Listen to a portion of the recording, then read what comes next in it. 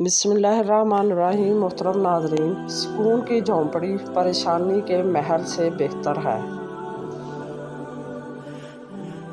شیخ Saadi کہتے ہیں، آپ کے اخلاق کی قدر بھی لوگ اس وقت کریں گے جب آپ کے پاس دولت اور طاقت ہو۔ غریب کتنا ہی خوش اخلاق کیوں نہ ہو، لوگ اس کے اخلاق کو اس کی مجبوری سمجھتے ہیں۔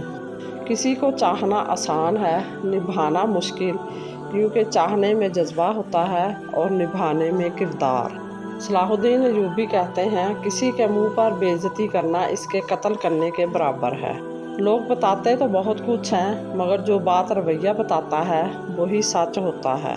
شیخ سعدی کہتے ہیں، دوست کا رشتہ بہت بہتر ہوتا ہے رشتہ داری سے، کیونکہ رشتہ داروں سے خون کا رشتہ ہوتا ہے، دوستوں سے رشتہ دل کا ہوتا ہے اور دل سارے جسم کو خون مہیا کرتا ہے۔ بالکل۔ کوشش آخری سانس تک کرنی چاہیے، منزل ملے یا تجربہ، دونوں ہی نایاب ہیں۔ مردوں کے معاشرے میں مردوں سے ہی بچنے کے لیے عورت کے ساتھ ایک مرد کا ہونا بہت ضروری ہے۔ بالکل۔ برے شخص کے لیے کبھی بھی برے مت بنو، برا شخص بہت جلد اپنے انجام کا بدلہ خود پا لیتا ہے۔ غیر محرم مرد پہ عورت کا بھروسہ کرنا سب سے بڑی بے وقوفی ہوتی ہے۔ ہم اپنی برداشت سے ناواقف ہیں، لیکن ہمارا رب جانتا ہے کہ ہم کن کن چیزوں کا سامنا کر سکتے ہیں۔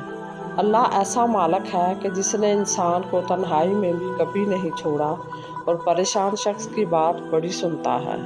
اپنوں کی بے قدری انسان کے دل پر چھری کی طرح وار کرتی ہے۔ ایک غلط شخص کی سنگت آپ کو پھول سے دھول کر سکتی ہے۔ عقل بلب کی روشنی کے برابر ہے اور شعور سورج کی روشنی کی طرح۔ بہترین عبادت یہ ہے، عبادت میں سب سے خوبصورت عبادت دوسروں کا درد محسوس کرنا، اسے بانٹ لینا اور کسی کے چہرے پر مسکراہٹ لانا ہے۔ حضرت علی رضی اللہ تعالیٰ عنہ نے فرمایا، وقت برا ہو تو محنت کرنا اور وقت اچھا ہو تو مدد کرنا۔ جب شوہر، والد یا بھائی سو جائے تو عورت اپنے رزق میں اضافے کے لیے ان کے سراہنے کھڑی ہو کر 3 مرتبہ درود ابراہیمی اور 3 مرتبہ یا اللہ کا ورد 7 مرتبہ کرے اور یہ عمل تقریباً 1 ہفتہ کرے، انشاءاللہ رزق برسنا شروع ہو جائے گا۔